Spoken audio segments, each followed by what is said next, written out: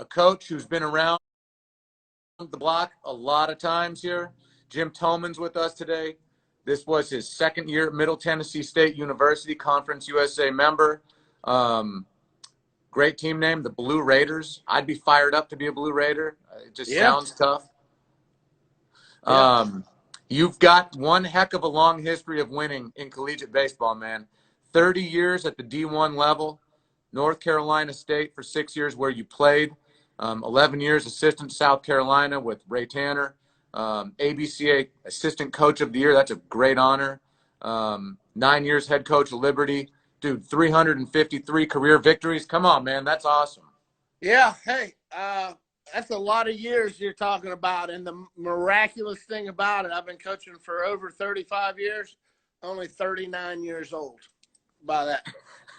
So you're in third grade. Thing there. People don't realize that I've been coaching for a long time, but I'm still a youngster. That's that's how you stay motivated in the game. It makes you feel young. Yeah. I tell people all the time. The Pythons, look at that. Boom. Someone told me your nickname is Arms. There you go. Big guy, actually. I hear you can hit the ball pretty far, too. I don't know about that. I am a little bit old to get up there and hit, but I'm probably a little bit better at you telling Johnny to, I owe him a beer or something. I'm probably pretty good at that. There you go. Dude, so let's talk a little Middle Tennessee State baseball. Sure. Season obviously interrupted right there. Trying to put together a winning season. What do you tell the kids like when the things shut down? Like, how do you stay motivated? That was a tough deal for everyone involved, and we actually we only had one recruiting class here. We had 26 new guys, and we were starting to play pretty well. We had just got back from a trip at Coastal Carolina where we won the middle game there. They had won the national title, 3-4 years ago. Yep. So that was a big win for us. And then we came back, beat Memphis 2 straight, which is big in-state wins for us. Then we got on the road to go to Louisiana Tech. We were going to play them in Jackson, Mississippi. And halfway down there, I got a phone call, turned the bus around. So, it was tough on the guys. And everyone's going through the same thing, and it's just not baseball. It's everyone in the country has been affected by this, and just got to keep grinding it out and try to make a positive out of it. Yep. You got a lot of guys saying hi to you here on this thing, man. Cool. They love the Pythons. There you go. They know I got bigger ones than them. We're big on the weight room, and I got a really, really good strength coach, Coach Taylor, that's sending group meets out to our guys, and they're working right now. But, it's a big challenge here for the players to try to get arms like their coach. And that's what they're trying to get stronger. And but I definitely have bigger arms than all of them guys probably. I think there might need to be a challenge. Like, we'll get you guys back on whenever you get back together, and let's see if you kick all their butts. Yeah, I'm pretty sure I can. So if we have a bench clearing brawl, they just get behind the big guy. Holy moly, I love it. All right, dude. So you just said like the kids are, they're working out. So you're obviously giving them some like workout schedules and stuff to do to stay in shape.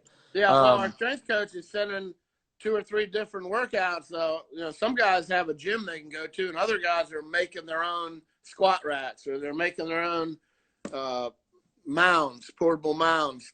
And so, you can work out in your garage on your own. And Coach Rendrick Taylor, our strength guy, is giving them the basics if they don't have any equipment and they don't have any access. And then there's other guys that are doing our regular workouts that we do when we're here.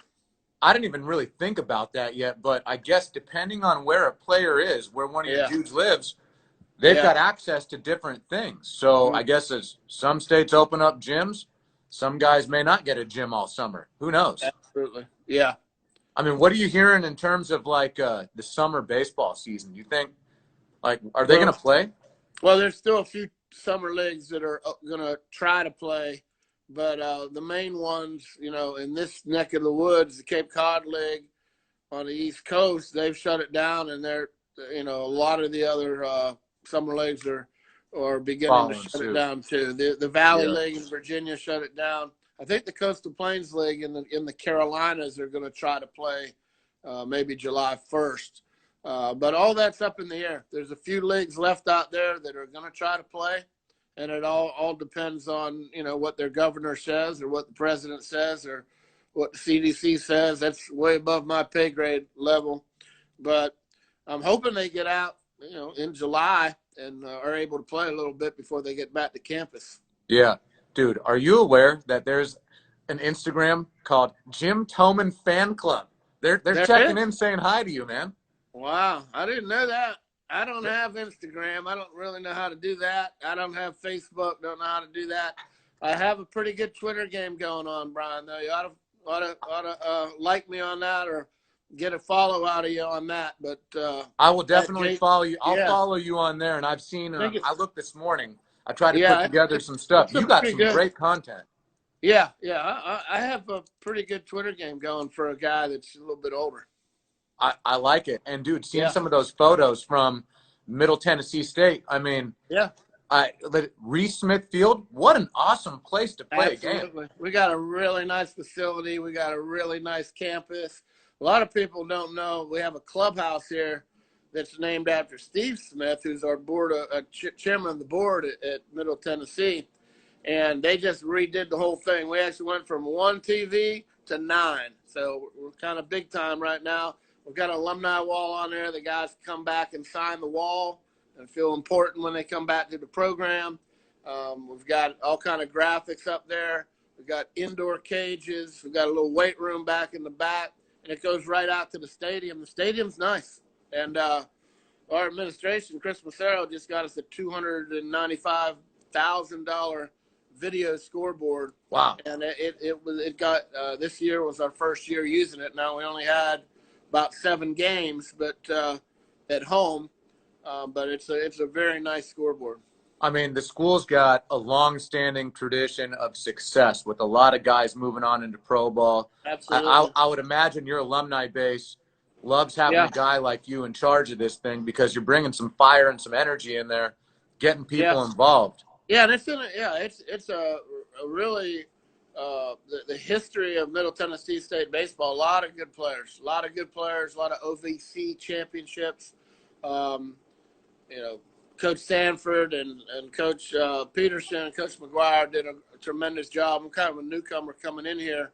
But, we're going to recruit very aggressively. It's a really easy place to recruit to. We're in the middle of Tennessee. It's the largest school in the state of Tennessee. People don't realize that. We're bigger than them Volunteers there in Knoxville. Of course, they get about 100,000 in football. And they're SEC, but our school, we actually have more students than the University of Tennessee. So nice campus, really, really, really good facilities, and I've got a good staff, got a good young staff.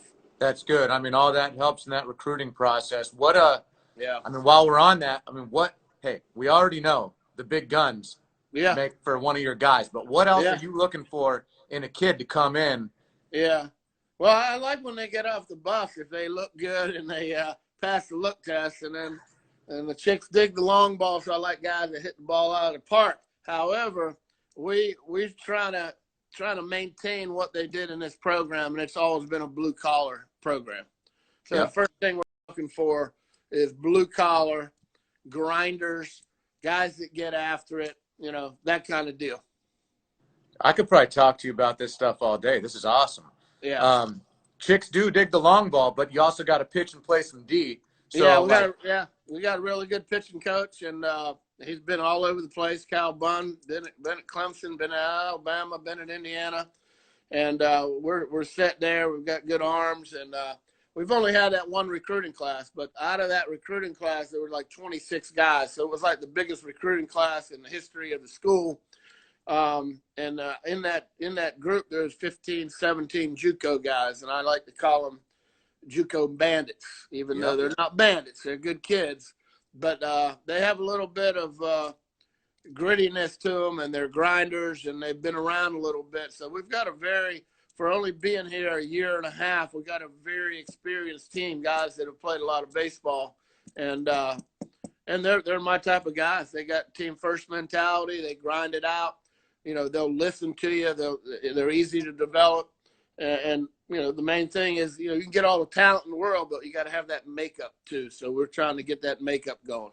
That is awesome stuff. I mean, dude, talk Yeah. about the makeup for a second. Like, how Yeah. can you build that makeup? So especially for kids at home right now, Yeah. doing nothing, how can they work on that Yeah. mental side of the thing? Well, they got to realize that they can't be. They're not handed anything. I mean, they got to earn everything that they got, and they got to try to outwork guys. It comes back to work ethic, comes back to how tough you're going to be, how mentally tough you're going to be, and if you get in the right program, and when you're preaching that all the time, that you got to be tough, you got to be gritty, you got to have the makeup, you got to love the game, you got to outwork people, you got to have that chip on your shoulder. That's the kind of guys we want, and when they get here, they'll understand that's the type of coaches we have too. We just love them type of guys. I would put those things down on a notepad and stick it on my wall, and every morning look at that. Like, Absolutely. I'd be fired up to play for that. I love it. There you go. Yeah. That's awesome. How do you think recruiting changes at all with this coronavirus? Like, there's not going to be a lot of tournaments, no summer ball. Video? I mean, how are you going to see people? Well, we're not allowed out for a while, and then we'll figure it out. As soon as the NCAA legislation passes, we'll figure out when we're allowed to go out. Hopefully it's in July, August, September. I don't know. No one knows that yet. However, by giving everyone an extra year and getting that year back, we have 3 seniors that are coming back into our program, or 3 seniors that were in our program. One of them's getting married. So we only have really 2 seniors that are coming back, okay? But everyone else is coming back, and we're going to have a veteran team. And we're going to get down to our scholarship limits easily this fall. Where it gets a little tricky in recruiting is the next 1, 2, or 3 years, the 2021 class, the 2022 class, 2023 class, because, next year we're going to have them. That first recruiting class is supposed to be gone. Well, they're all going to be seniors next year. And the following year, instead of losing 18 seniors, they're coming back. So now that 2021 class, we have 7 guys committed in that class. They joined the program. We're going to be way over the second year. Yeah. So it's going to be hard for a lot of teams to figure out how to get down to the scholarship limit, the roster limit, who's going, who's coming. Can you transfer? Can you sit out? Are you going to go in the transfer portal? There's a lot of guys doing that right now, and there's a lot of good players on that. And yep.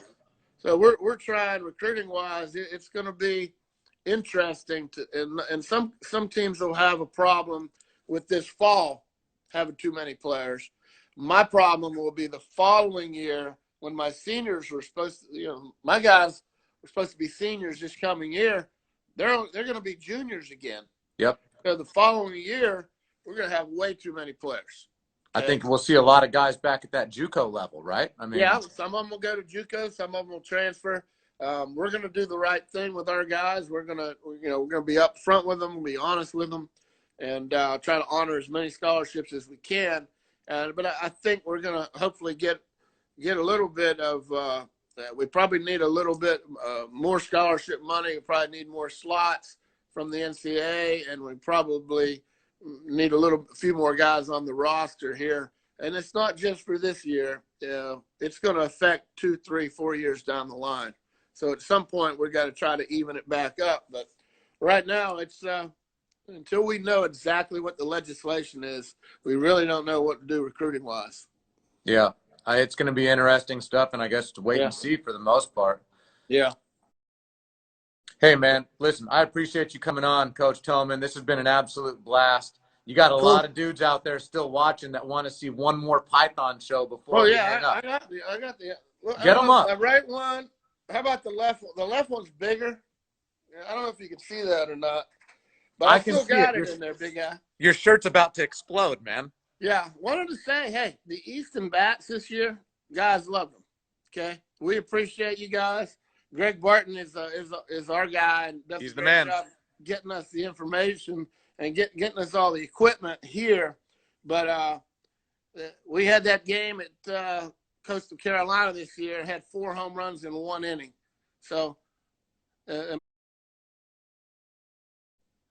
high school guys out there, you want to hit, you grab them Easton bats, the ball's flying off of them. Hey, We had they 4 like home both. runs Look in at one look at the inning. ones on the screen. Which one? That red one and the orange one? You know what? Our guys used a good mixture of all of them, ADV and the Fuse Maxim, and yep. the Maxim, Alpha. We were using all of them, and boy, that one day against Coastal hit four out in one inning. Keep those boys in that weight room with you, man. Absolutely. Hey, dude, we appreciate you coming on, man. Stay safe, stay strong. All right, be careful out there. Stay safe. Appreciate it. See you, dude. All right, Brian.